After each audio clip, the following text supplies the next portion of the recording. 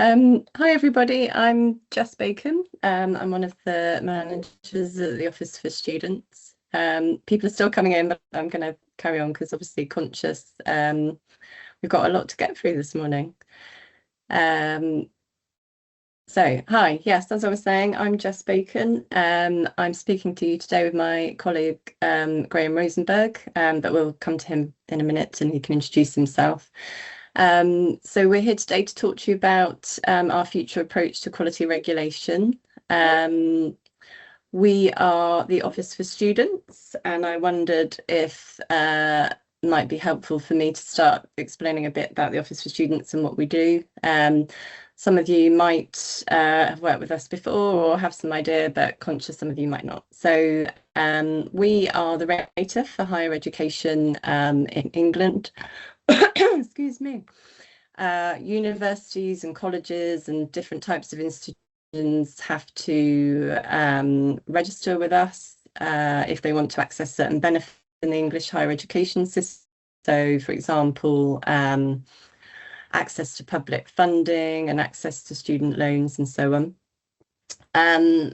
For our registered provider, and I should say, just on a terminology point, we have a lot of varying different types of institutions that are registered with us. So as I said, we have universities and colleges and private or specialist institutions. So I'm going to try and use the term institutions throughout today, but that's what I mean, sort of all the variety of people that register with us.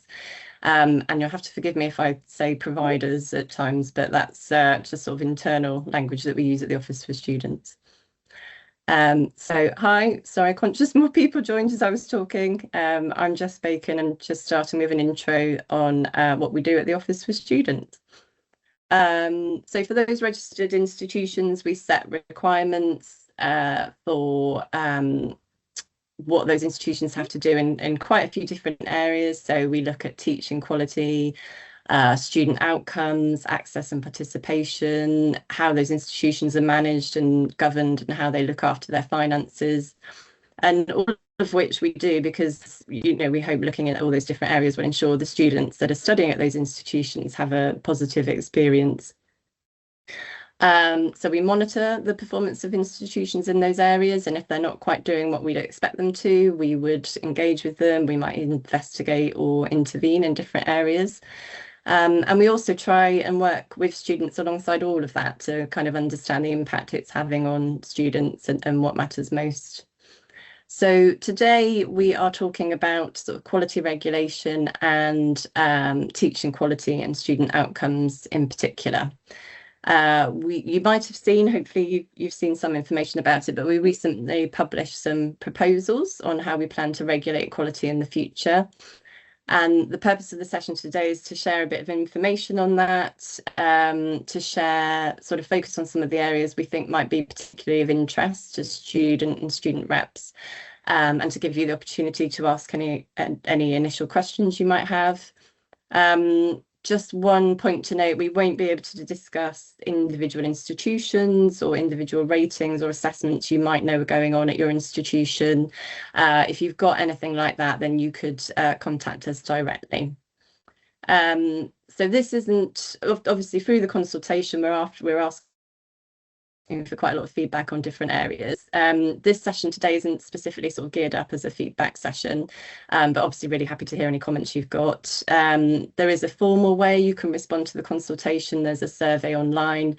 We will also be running some more specific feedback events in November, and we'll talk a bit more about those at the end of the session.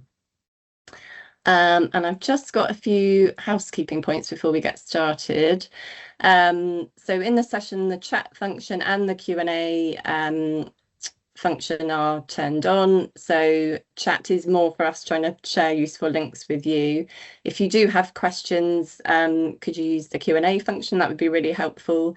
That comes with a kind of upvote button. So if you see a question you think's really interesting and you'd really like to hear the answer, you can vote for that, and that helps us sort of prioritize what we're going to answer first and so on.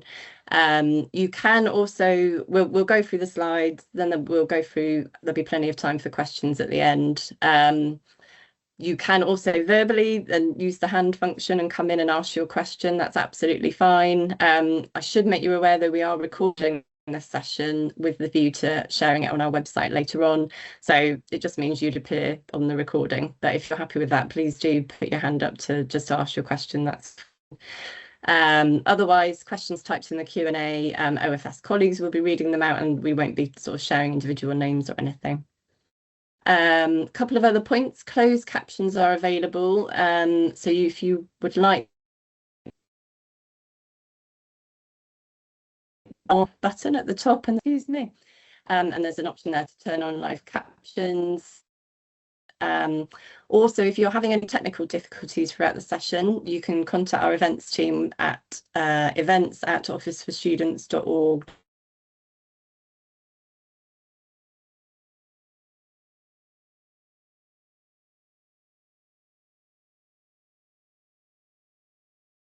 Oh, I think Jess has just frozen there for me, and I think she may have done for other people. So apologies about that. What I'm going to do is move us on to our speaker, Graham Rosenberg, and if we can have the next slide, please. Tell us.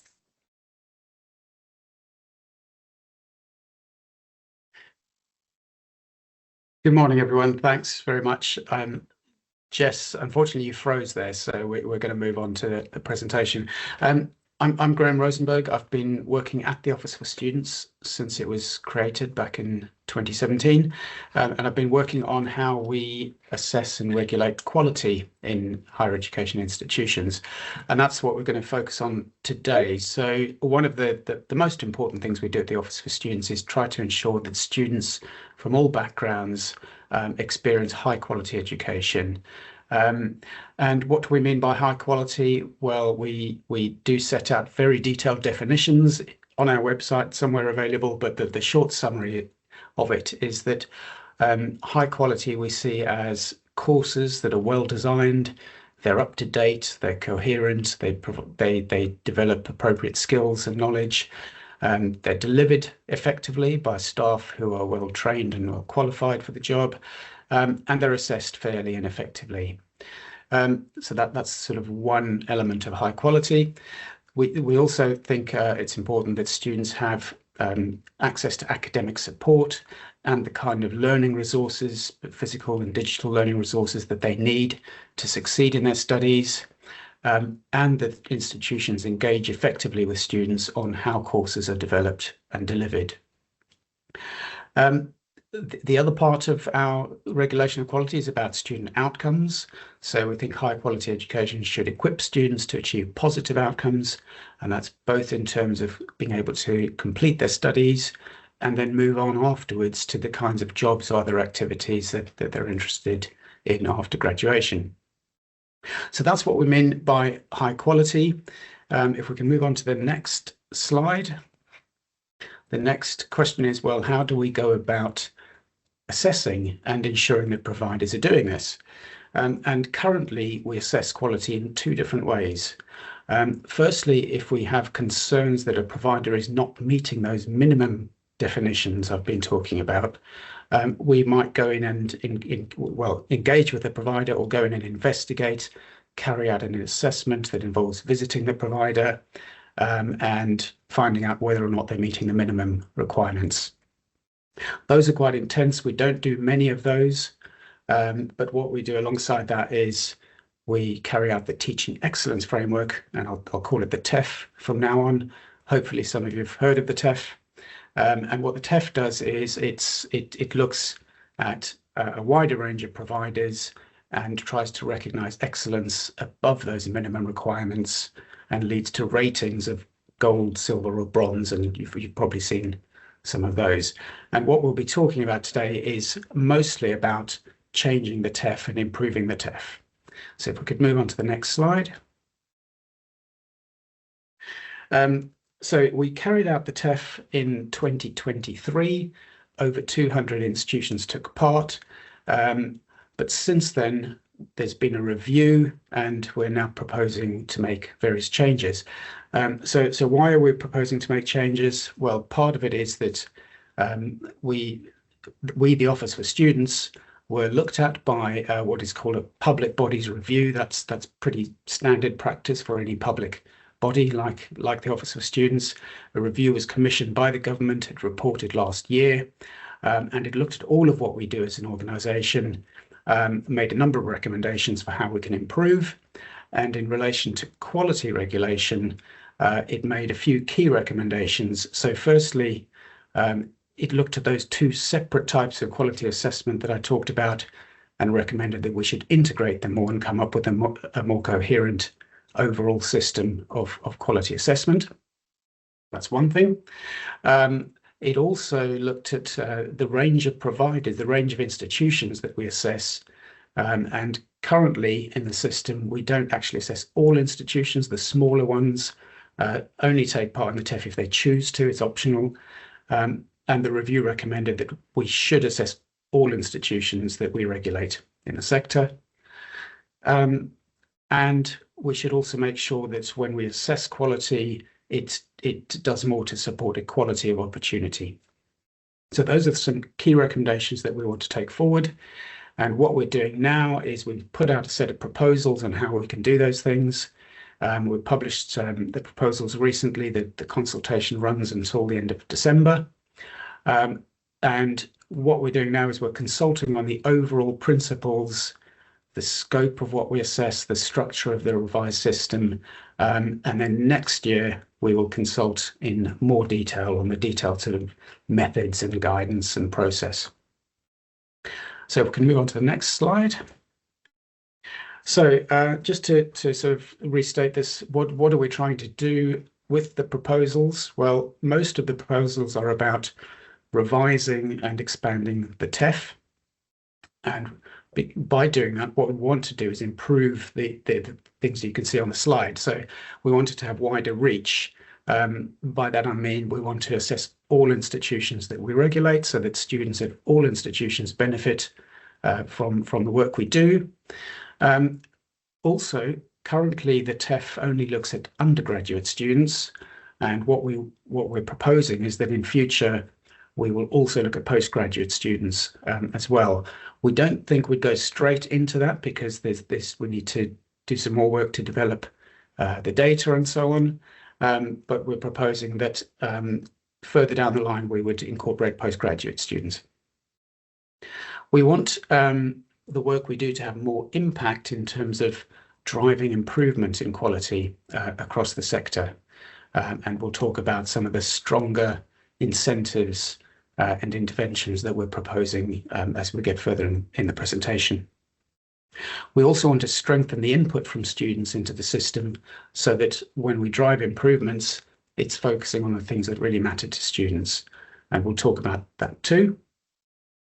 Following on from the public bodies review, a key thing we're trying to do is integrate our assessments more, so we have a sort of single view of quality at each institution. And then finally, we'd like the system to become more responsive.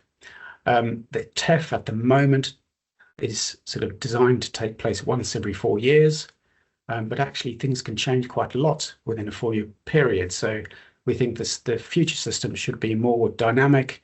It should be able to respond more quickly if issues arise at an individual institution. Those are things we're trying to improve. Now let's move on and talk about the TEF a bit more and what we are proposing to change.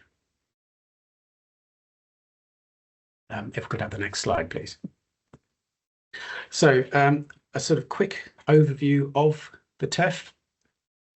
Some of this will be familiar to you if you've taken part or if you've been involved in the TEF at all. These are the sort of the basic elements of the TEF, and actually we're not proposing to change these things. We're proposing to change some other things which we'll come on to.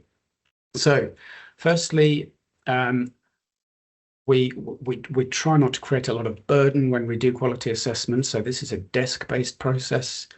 It's based on data that we produce, indicators that we already have, national student survey data, other data about students and about graduate outcomes. So we use that data. We invite providers to make a submission, and we invite the students to make a submission. And then those three things, the data, the provider and the student submissions, are used as the evidence for the assessment. It's a very diverse sector, as Jess has already talked about, with universities, colleges, small specialist providers, lots of different characteristics. So we take account of those different contexts, partly through the way we use the data. We benchmark the data so that there's all of those characteristics are accounted for. And then the information, obviously, from the providers and the students is about the specific context of that institution. The assessments are carried out by a combination of academic and student assessors. And we'll talk more about the student assessors a little bit later. They decide the ratings. Now, the ratings are given to the provider for two things, for student experience and student outcomes, and then an overall rating. And it is a rating that applies to the whole institution, or at least to all of its undergraduate courses. We think those ratings incentivize providers to improve because they strive to try and get the highest rating they possibly can. But we do want to strengthen those incentives. And that's the main purpose of the TEF, is to incentivize improvement, but it also provides useful information to future students so they can, it adds to the information available to them about where they can access high quality courses. Next slide, please. Now, I've talked about a more integrated system. What does that mean? Well, the first thing we want to do with the TEF is to make sure that when providers are rated through the TEF, it's very clear whether the institution is meeting our minimum requirements or is better or not as good as those minimum requirements. So you probably have seen gold, silver, or bronze ratings. We're not proposing to change the names of those ratings, but we are proposing that we make it very clear that if a provider is gold, that essentially means it's outstanding. If it's silver, it means it's high quality. If it's bronze, that would mean it's meeting the minimum requirements, but isn't quite providing high quality. So that's a bit of a change from the current TEF. And then, of course, if it requires improvement, it needs to improve to meet those minimum requirements. The other way that we want to integrate the approach is that the actual assessment of whether a provider is meeting the minimum student outcome requirements, we can build into the TEF assessment, so we don't need to assess that separately. When we're looking at some of the other requirements, which are around course design, academic support, student engagement, we don't think we can fully build that into the TEF. We think that there's still space there for separate investigations. We can come back to that if people have more questions about it, but it gets a little bit technical. So I'm going to pass back to Jess now, and she's going to talk a bit more about the different elements of the TEF and some of the other proposals. Thank you. Hi, I'm hoping I've unfrozen now. I'm sure somebody will tell me if I freeze again. Next slide, please. Thank you. So I'm just going to talk, as Graham said, a bit more about some detail in the assessment. And this is one of the areas we look at, the student experience aspect. And as it says on the slide,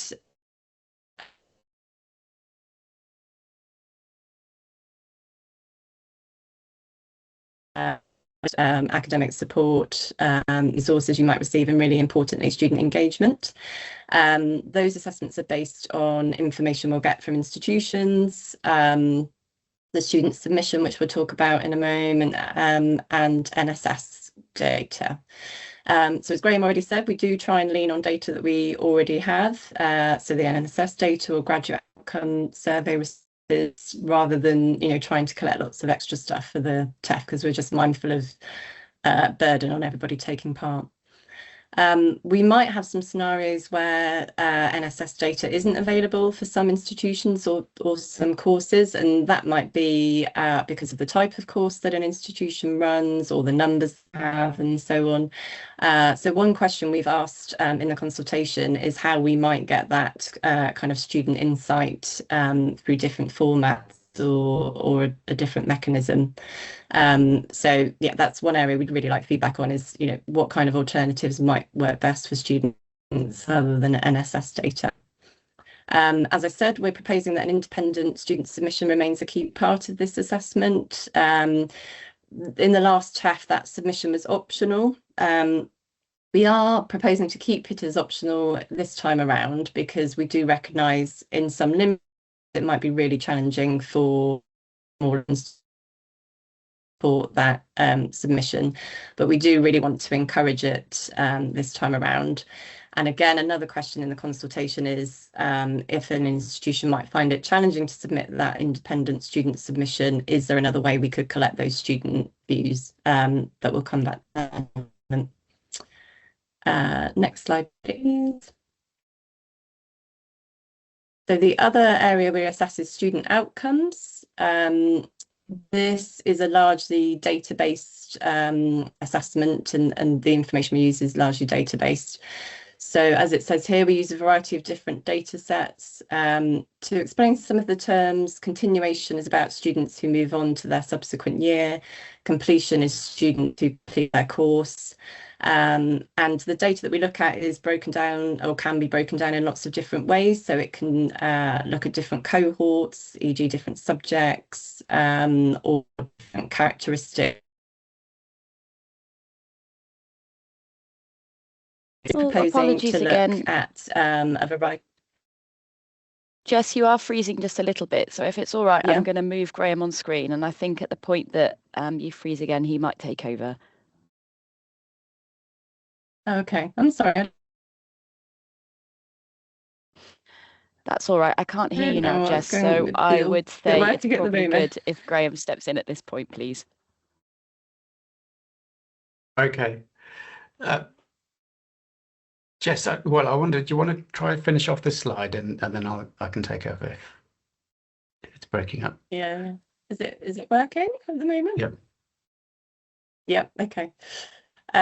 Yes, so I was saying we're also looking at a few data sets around what happens after a student studies, and there's a few different angles we're looking at there. So kind of careers students go into and their own reflections on what they've learnt from their higher education experience. We do benchmarking on the data, which basically accounts for the outcomes that similar institutions with similar types of students might achieve. And we use sort of data on the average outcomes of different students, different subjects and levels of study across all universities and colleges to come up with benchmarks. And we use benchmarking because it can tell us if outcomes are better, worse, or about the same as we'd expect for that type of institution. The last TEF bit about the student submission. The student submission last time around did cover student outcomes as well as student experience. But we're proposing this time around that it won't, and that's based on feedback we had from the last round that students found this area particularly sort of challenging to and one point to note here is that Graham talked a bit about how the ratings work. We might have some institutions where they have sort of limited or insufficient student outcomes data. If that's the case, we are proposing that we wouldn't rate the student outcomes. So those providers would only get a rating for student experience. Is it better? Would you want me to try carrying on, or is it still glitchy? Yeah, I think carry on. Okay. All right. Sorry, everybody. Hopefully it will be okay. Next slide, please. Okay. So this talks a bit about the student input into our proposals. And I think as we've sort of flagged all the way through, the student input is really central to TEF assessments. Student experience, we talked a bit, would be informed by NSS come from students, or alternative mechanisms where we don't have that data, and we would draw on the independent student submission, or again, alternative student input where we don't have that. We also draw in outcomes to the graduate outcomes survey as well. I don't think we've talked about it before, but the way TEF is assessed is by a sort of assessment team or assessment panel. Last TEF we had student assessors on that panel, and they had the same, sort of status and input as the academic assessors that also sat on that panel. And that's something we're really keen to continue with for this round. I think last time round we were happy we did increase the sort of diversity of the assessor pool, but we're conscious with the way we're proposing to widen the scope of TEF, we might see a lot more assessments of sort of small specialist college-based higher education. So we're really keen to increase the pool, and particularly the student pool in those areas. Excuse me. So yes, again, another key question in our proposals is how could we do that? How could we improve that area of the assessor pool? For example, should we be thinking about how we design that role or the time commitments and so on? Next slide, please. So I've already touched on these through some of the slides, but yeah, just to reiterate, the student submission is a really important part of the assessment. We want to carry on with that. So where possible, we want every sort of participating institution to put in a student submission. We think they're important because they can provide valuable additional detail on, specific themes that might be important to the students at that institution.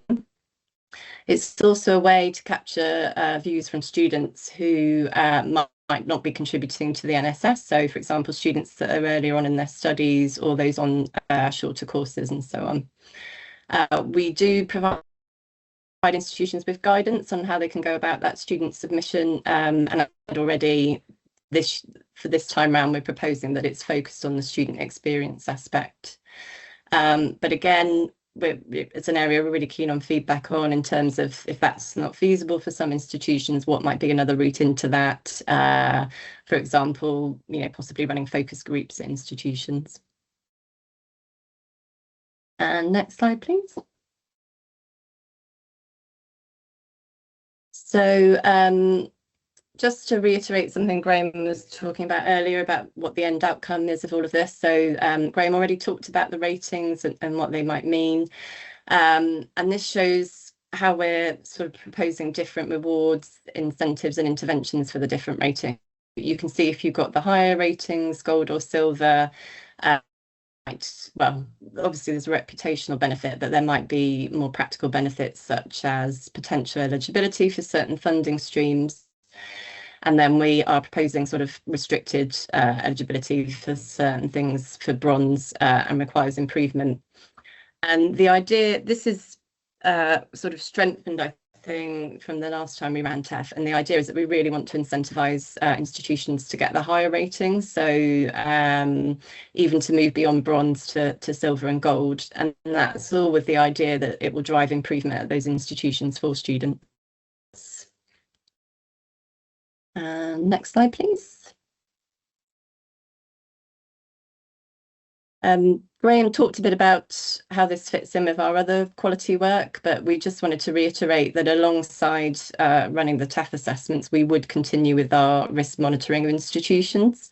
And we do that for a variety of different ways. So we, through our general engagement, collecting evidence and notifications and reportable events and so on through data that we get every year. We're also planning to sort of hone in more on what might cause higher risk for students. That's part of the proposals as well. So if anything came out of that monitoring or even out of the TEF assessments, we would look more closely at institutions where we're uncovering those issues. And as Graham said, we do have the capability to do some quite serious investigations if we're uncovering issues that really worry us. Next slide, please.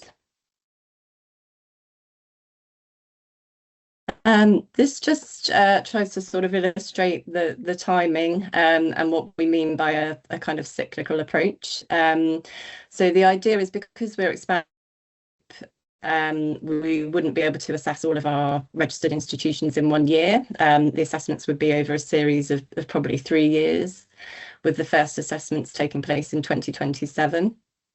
Then after that first sort of 3-year cycle, how regularly we would assess providers we're proposing would be down to the rating. So if a provider received gold or silver, they would have a longer gap between assessments, and with the lower ratings, a shorter gap. And the idea is that's because, we're trying to keep on top of risks that we might have identified to the student experience and so on. That means we have to think about what kind of institutions and who we'll prioritise for the first year of assessments. We're likely going to focus on providers that received bronze before, or those where we've got other intelligence or information where we think that there's something that we need to look at more closely. But regardless of when an institution is being assessed, we think students at that institution and the student reps would play a really key role in that assessment, and through their work, throughout the years, in terms of building the evidence base that might feed into a student's submission. An institution would also get quite a bit of notice about when they were coming in for an assessment, so there would be time for them to work with their students to sort of prepare all their submissions. And next slide, please. So be pleased to know, really nearly at the end of us talking, just a couple more slides.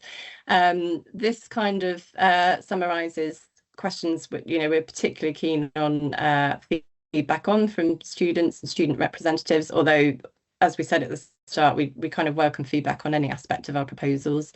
But as it says here, particularly keen to hear about, are we planning to assess the things that we do in relation to quality, the scope of the student submission, gathering student views in alternative ways, who should carry out the assessments and how we can increase our student assessor pool, and yes, reflections about how we're proposing to incentivise institutions to improve as well. Next slide, please. So we mentioned these, well, I hopefully mentioned these at the start before I started freezing, but we have got some more events in November, which are designed to sort of collect feedback from people that want to use them for that purpose. You can submit feedback on our sort of proper survey, which we'll ask you a few questions about the proposals. But yeah, equally, do feel free to come to one of our events. We've got an in-person event on the 18th of November. We'll also be holding another student focus on the 25th of November, and you can sign up for those at the events that it just says there. And again, I hope freezing when I was talking about it, but if you've got any individual queries about something you don't feel happy raising today, or if it's about an individual institution, you can use that TEF email address as well to get through to the team. But otherwise, I think that's the end of all of our slides, and I'm sorry for the technical glitches there. So I think that means now my face is bigger, so that's nice. I think that means we can turn to Q&A. We did have one in advance, which was what are the impact of the proposals on postgraduate students, which I think Graham touched on in his slide, but he might want to expand on that. Yes, thanks. So what we're proposing is that for the first cycle of TEF assessments, we carry on focusing on undergraduate students, and that first cycle will take 3 years, as Jess outlined. And then for the second cycle, so beyond that 3-year period, we would also look at postgraduate students. And the thinking at this stage is that actually there would be separate ratings for undergraduate and postgraduate courses at each institution. Part of the reason why we think that there should be that sort of delay is because we don't currently have anything like a national student survey for postgraduate students, and we're proposing that we start developing some kind of national survey of postgraduate students in the coming years. And then once we have that in place, we could then extend the TEF to cover postgrad as well. I'm just going to we have had a few questions in the Q&A, so I'll run through those first, but please, people, if you want to put up your hand and come on, you're very welcome. So we had a question, if TEF is linked to funding, how can we make sure that student submissions are legitimate and honest? There will be a lot of pressure put on student unions and lead students to make sure they're positive to unlock additional funding. That's a good question. We haven't at this stage made any sort of specific proposals about linking to funding, but what we're saying is that the Office for Students does allocate some funding to institutions, and that's due for review later this year, our funding. And as part of that review, we might well look at whether to be eligible for some of that funding, providers should have a higher rating. So yes, there is that. The implication for student submissions then is an interesting question.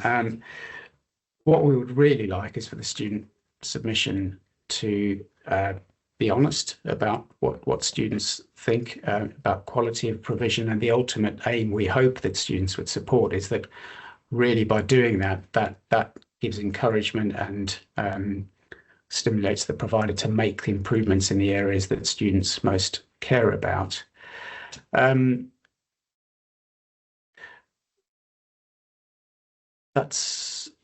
I think that's something we need to think on further. We welcome your feedback on that.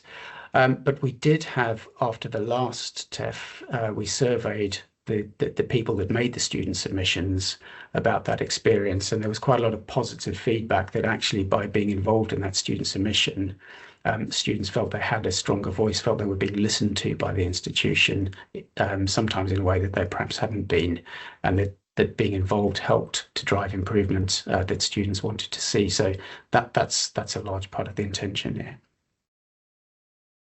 I'm going to ask another question from the QA because it's linked to the submission. So it says, by removing the student outcomes aspect from the student submission, is the on the lead author in terms of will there be an extension of the guidance into other aspects previously not covered? Yeah, I think that's a good question. We do think that by focusing on student experience, that should reduce some of the kind of workload on the student submission authors to not have to look at student outcomes as well. And I think Jess alluded to this. The difficult part that people fed back to us last time was that a lot of what student outcomes is about is the jobs and further study and sort of postgraduate activities that students go on to after they leave. And that's really hard for the student reps to get hold of that information because it's students who are no longer there. So it should reduce, it should make it less onerous to focus in on student experience. Thank you. I think we might have somebody with their hand up. But so we'll do there's last one in the chat, so we'll do that first, and then we'll come to that person just to give you a few minutes warning. So the last question in the chat is, will LLE funded students be assessed separately in terms of continuation completion, since their study may well be modular by design? Yes, so firstly, the acronym LLE, that's Lifelong Loan Entitlement, that the government is introducing in the coming years. So that's where students will be entitled to access loans for individual modules as well as for whole courses. And that does raise questions about how we assess the quality of individual modules where the student may or may not complete a whole course. What we're proposing is that we will develop a different kind of indicator for modular provision. So the main focus initially would be on our students completing the modules that they sign up for. That's the most straightforward thing, but it will take time to actually get the data to measure that. So we will be looking at that in future. I think in the first instance, before we have that kind of measure, it's really hard to look specifically at LLE-funded modules, but in theory, it is in scope of the assessment. And one of the things about the DfE policy is that any module that's funded through LLE has to be part of what they call a parent course, a sort of whole course. And of course, those whole courses are fully included in the assessment. Thank you. Right, I'm going to see if I think I might need Martha to bring the people online. We've got glamorous assistants in the background, so hopefully they're going to, yes, brilliant. You might have to ask your question. Go ahead. Hello. I was just a bit confused about how will this assessment look at the universities whose overall achievements, like overall graduate outcomes, overall student experience is good, but then there are few of the courses that the university runs where the as I said, the overall graduate outcomes or student experience will be very less as compared to the other courses, but still end up getting a good TEF grade as the average score is way higher.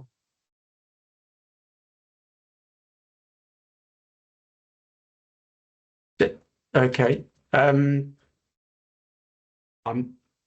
Yeah, my sound wasn't great there. I'm not sure I fully grasped the question. Jess, did you? Was it around how the final rating takes account of variance in courses in terms of outcomes? So some might be great, some not so great, but how does it account for it? And do Yes, we it just was come up just with an about average? Yeah. it was just about like how granular with the assessment go with regards to different courses rather than just taking an average of all the courses. Yes, right. I'm with you. Yes. So you're right. One of the challenges is to take account of differences within an institution, because any large institution, of course, there are going to be differences in quality across the full range of their courses. So what we're proposing is that all of the data that we've been talking about, so NSS data and all of the student outcomes data, we do present the average, but we also break it down. So all of the data gets broken down subject by subject. It also gets broken down for different student characteristics and student groups. And an important part of the assessment is to look at those breakdowns in the data to see how consistent the provider is across its subjects and across student groups. And what we're proposing is that to achieve the highest ratings, the provider would need to be consistent. So it would need to have consistently high quality to achieve silver, for example. And if there are significant groups of students or significant subject areas that are below that level, the proposal is it would get a lower grade. So that's that. So it's not really just looking at the average, if you see what I mean.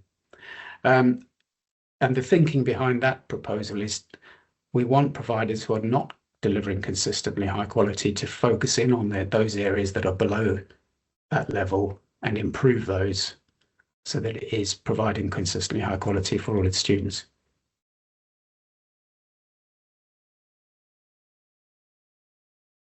Thank you, Graham. We did have another hand up, but then it disappeared. I don't know if Teams forcibly put it down. Back up now.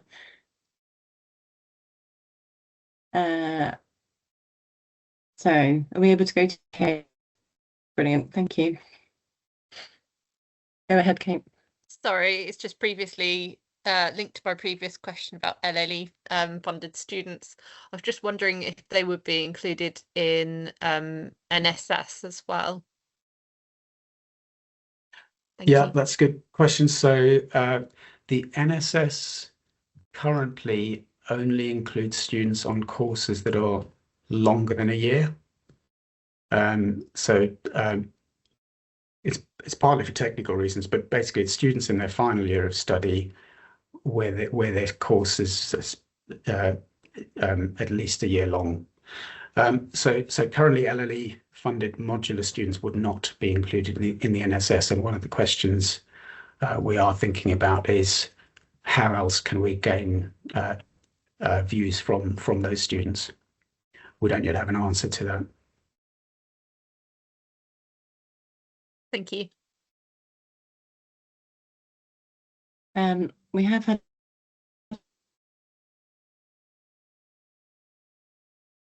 if an academic before an institution, how will their outcome impact the validation? Oh, so it's about the link with validation partners, I think. And can you provide further details on your plan to use partner institutions data? Okay. So I think the question is if you assessed the partner first and they had a certain rating, would that impact when you looked at the original, the Yes. person that's validating, I think, or vice versa, I suppose. Yeah, so this does start to get a little bit technical, unfortunately, but yes, a lot of institutions are involved in partnerships. Some, for example, universities will validate courses at various partner institutions. Some, for example, college-based higher education will be teaching courses, but the course is in partnership with say, a university that validates for it. And there are all sorts of other partnerships too. What we're proposing is that we do focus some attention on partnership provision in the future TEF, so that all of the data I've been talking about we present in two ways. So firstly, we'd present all of the students and the courses that are taught by that institution. And then alongside that, we'd present data about all the courses and students that are taught through some sort of partnership. So that the assessment will take account of both of those things, and in the way that I described earlier, the assessment will be looking at consistency across all students, whether taught directly or through a partnership arrangement. And then those partnership arrangements, we break down further to each individual partnership. So let's say a university validates 6 different colleges. We'd see the data for each of those 6 different partnerships that university has. And again, it's the assessment is looking for consistency. Are they all consistently high quality, for example?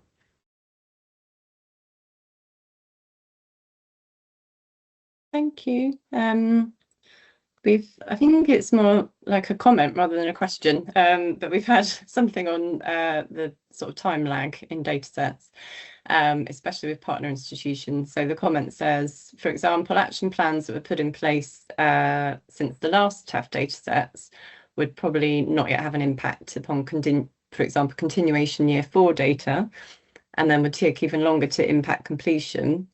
So if we can only discuss actions that have impacted the data, it might take 2 cycles to improve data sets, and the second of the new cycle proposed. So you might not see the effects until a lot later in the cycles, I guess they're saying. This is going to make it hard given the material impact that's discussed around partner institutions data sets. Mm-hmm. So not quite a question, but any reflections on that? Yeah, again, this is getting into quite some detail, but you're right that the data we use on student outcomes, this is more about the student outcome side. The data is retrospective. It is looking at outcomes of students that had been studying some years ago. And that's partly just the nature of outcomes, is you only get to see them off further down the line. So it is retrospective. We think the student experience part of it is more recent, is more up to date. And there's a kind of linkage between the two, in that what we're trying to design a system to do is to drive improvement where improvements can be seen more quickly in student experience, that in time ought to lead to improvements in student outcomes, but there will be that lag. So yeah, interested in thoughts about that, but we can't really see any way around it. You're quite right, though, that actions taken might take a while to feed through. And if we get to the point where we are really concerned about student outcomes, so if we're concerned about compliance with our student outcomes condition, at that point, we would take account of actions that are being taken currently, or even actions that are planned, before deciding if we need to make any sort of intervention. So it's possible, for example, to get quite a low rating for student outcomes, but if we then look at, do we need any regulatory intervention, we might say, well, okay, we can see you've got all the right actions in place. We're not going to take any further action.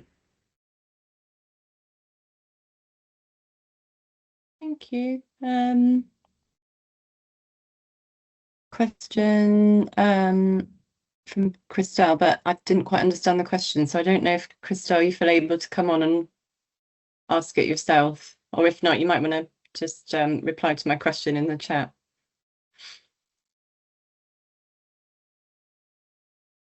I think, Martha, was that a hand from you? Do you have a question? Otherwise, I can't could see anything else. If people want to come in and ask anything else.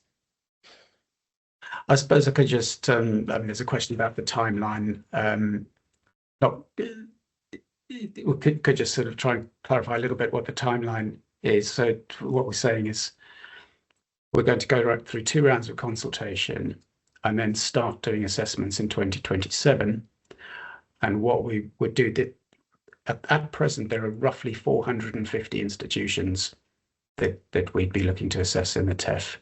And what we're saying is that we would do about 150 per year for 3 years. So it would take us 3 years to assess each individual institution. The assessment for an individual institution itself, we'd try and complete 150 each academic year, if that makes sense. Thank you. We've also had another question in the chat. So how will the new regulatory model take into account differences in student mix, including mature, part-time, widening participation and access students, when setting benchmarks for quality and outcomes, given the additional challenges these students may face? Yeah, that's a really important part of the way we do this. I mean, I think Jess or I mentioned benchmarking, but we didn't really explain what it means. So essentially, for all of the data we use, whether it's NSS or any other student outcome measures, what we do is we can see that the provider has a certain, say, rate of continuation, or there's a certain percentage of students that are giving positive feedback in the NSS. What we then do is we look at the particular mix of students. So all of those characteristics you mentioned in the question, also the subject mix and the different levels of qualifications. And based on similar students and similar subjects at all other institutions, we calculate a benchmark, which is basically the expected value for that institution, given that particular mix of students and courses. So you can see that if the provider has a certain rate of continuation, we then compare it to, well, what do we expect for similar students and courses based on all the other data in the sector? And that's how we take account of it. Thank you. I think Christelle may have put her hand up, so she might be willing to come on and ask her question now. If we can put her on screen. Thank you.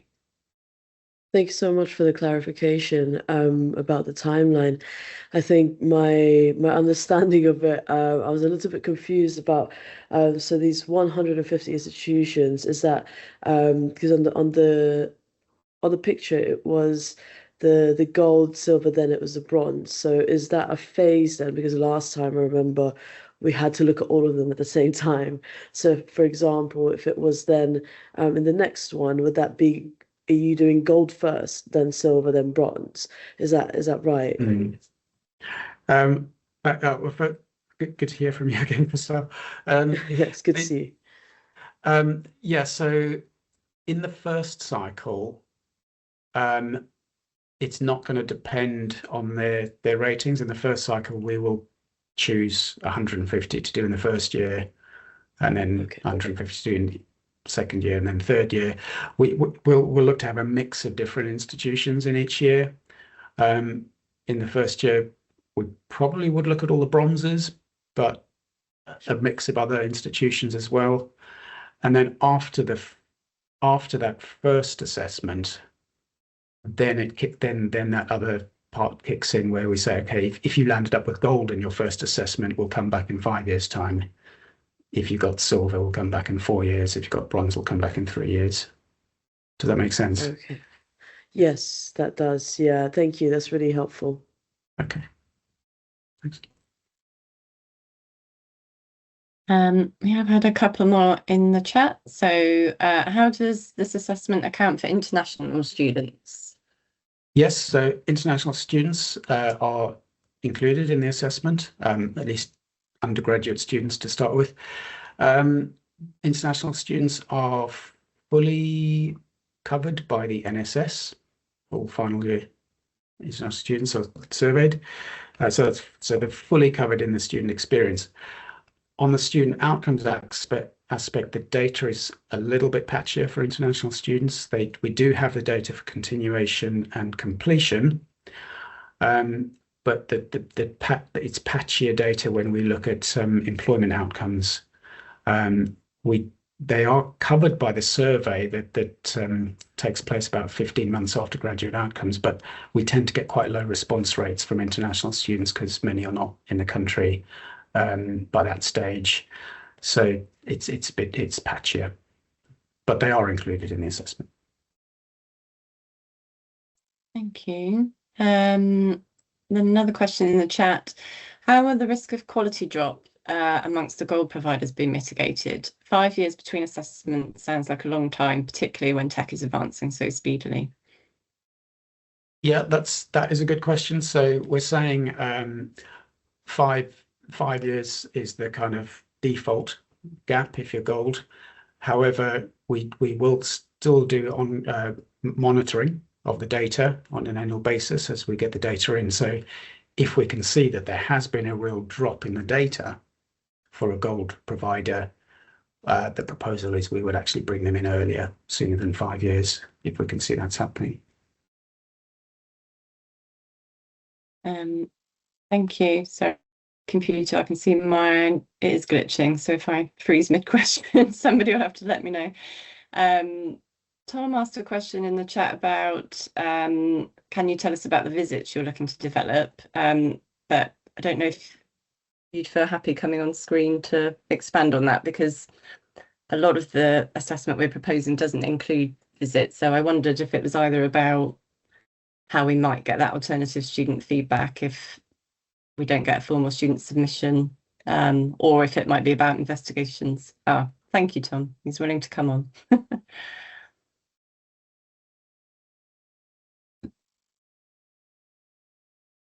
Hi there. Yeah, I was just wondering, saw I've just popped it in the chat. There was just a line in the document sort of saying about having some sample-based visits to test the robustness of the process. And I know from other student unions I've spoken to where they have had visits for other things, they found them really useful because obviously a lot of them effort goes into making sure things are resolved. And I wondered if that was something that I just like the idea of it basically, and I was wondering if that was something that, you know, if there was just a few tests on, it might lead to more visits, because I think there's only so much that you can get from sort of like a report or a document, and it often portrays sort of like the most idealistic version of the university.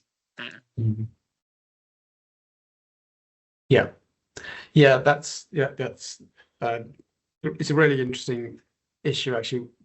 Before we published these proposals, we had quite a lot of discussions with all of the mission groups, with the higher education representative bodies, with some student groups as well. And one of the main topics in some of those early discussions was, in the future system, should we build in a visit to all institutions that we assess?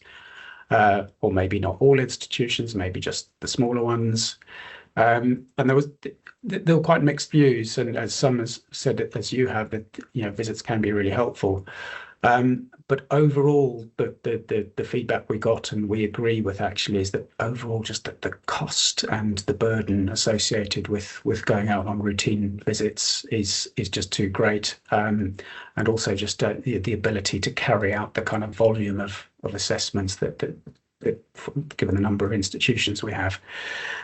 So where we landed, as you'll have seen, is to keep the TEF a desk-based approach, but there is a bit of a risk that the desk-based approach, while using data and submissions, there is a risk that it may not give you the most accurate results.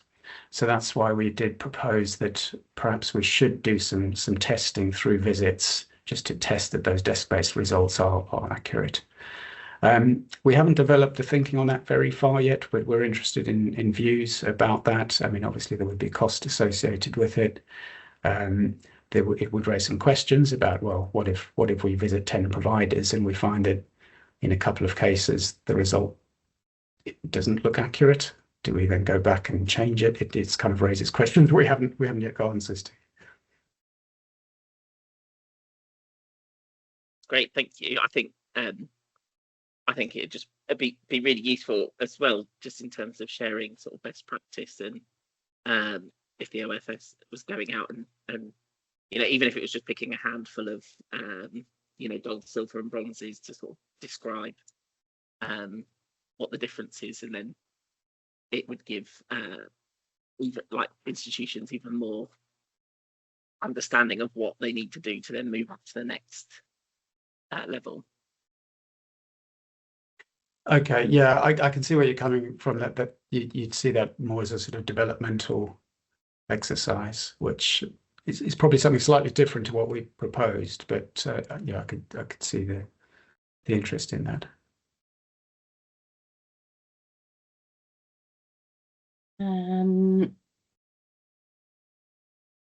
Just a clarificatory question on that. It says, when Graham mentioned annual data, I take it this means NSS data. It's so annually we do get the latest NSS data. We also get all of the student outcomes data gets updated annually. Thank you. Yeah, we've had a couple more in the chat. How will the new proposed regulatory approach support students in identifying and reporting education falls short? How will these influence institutional accountability? Yeah, that's I mean, that's really important that students' views are fed in. So one part of the answer to this would be through the student submission. When the provider is assessed, the students would be invited to make a submission and flag or raise all of these issues. Also, the NSS that's carried out, we'd expect to see if there are areas where the quality is falling short, we'd expect to pick some of that up in NSS. But also we have a process where students can notify us at any point where they've got concerns that quality is falling short. Although I would just slightly caveat that by saying we're not the complaints body. There is the Office for Independent Adjudicator, which is the complaints body for individual complaints. But if there's a concern about a provider not meeting its kind of regulatory requirements, students can come directly to us.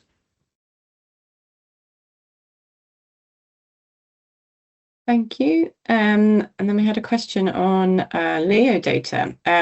So with the proposal to use the Leo salary indicator 3 years after graduation, how will you account for location in the UK and different average salaries? Yes, so with salary data, we do think it's important to account for different employment conditions, different salaries in different parts of the country.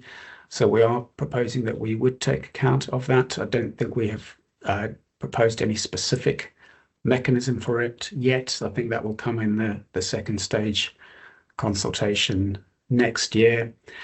One of the options, though, would be to do it in the same way we do for the current progression indicator, where we have divided up the country into quintiles of the from the highest to the lowest progression rates, we could possibly do something like that for salaries.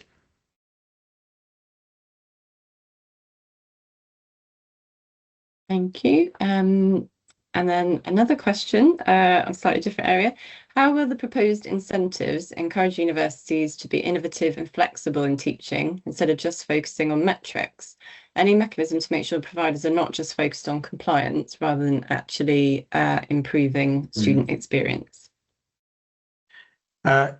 Yes, so yeah, I mean, quite right. We wouldn't want institutions just to focus on metrics. The student experience aspect is NSS is part of it, but it's very much about what the provider and the students say in their submissions, and there we would be looking for institutions to tell us what they're doing to provide the highest quality for their particular students, and I'm sure we would want to encourage innovation and flexibility, and whatever is important to the provider's students would be important. The outcomes is what we're proposing is more metrics focused, but our sort of theory of change, if you like, our thinking is that whatever works best for students will lead to the better outcomes for them.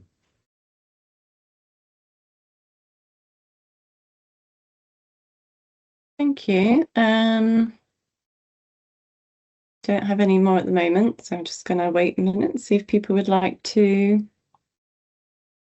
put anything in. I do have a few minutes left if people want to ask anything else.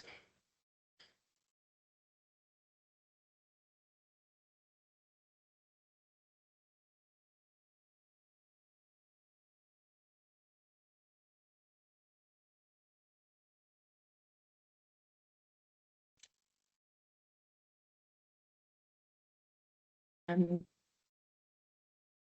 don't know if you can see it yet, Jess, but a new question has come in, so perhaps I'll read it for speed. Okay, yeah. It's, will this also look at how universities reinvest in students to help with a better experience during their time at university? Okay, I'm slightly wondering what you mean by reinvest. I don't know if you mean provide financial support or something else. I'll be able to bring that question and ask her online. Oh, we've got a hand up there. Yeah. Hello, sorry, I was just typing it before the time ends, so I tried to keep it short. I just was wondering if the proposal will also look at reinvestment in the way that if kind of university is putting their money in new facilities, maybe if, a visual, like a physical facilities, or proposing any new items for the students which will help them with their experience at the uni. Yeah, I see what you mean. So I think partly the answer is around, I mean, one of the things that is looked at under student experience are the resources, so physical facilities and resources, as well as learning resources and digital resources. So that is something that's explicitly looked at. And there are questions in the NSS about that. So we get students' view of it. We also get the provider, what the provider is saying. So it would look at whether those facilities and resources are high quality. I mean, we don't explicitly ask about how much they're spending or whether they're growing those facilities. But I think generally, if institutions are trying to improve and are trying to provide high quality facilities, they're going to have to keep reinvesting. If it's about other things and facilities, and again, we don't look specifically at what they're spending, but we look at essentially, what are they providing and what are they improving and how they're doing that. Part of it is also about staff and investment in, well, we don't look explicitly at investment in staff, but do they have the right, highly well qualified and well trained and well supported staff to delivering teaching.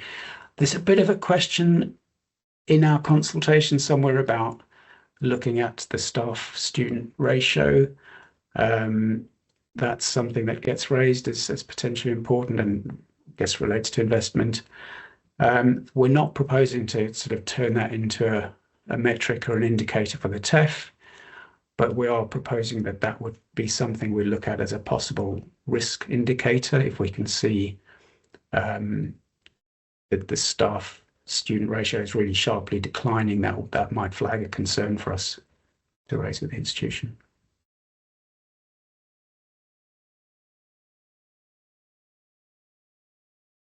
Thank you. We've got time for one more, just in the chat. Will the OfS be using AI to analyse results of TEF submissions or any other data? Interesting questions. We are interested in how we can use AI to help us work more efficiently in various ways.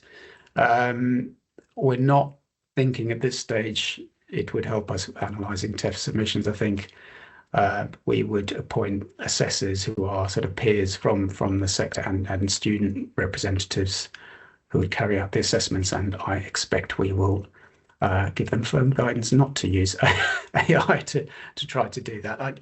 I think yeah, there are some ways in which AI can help, but we don't see this as one of them in particular.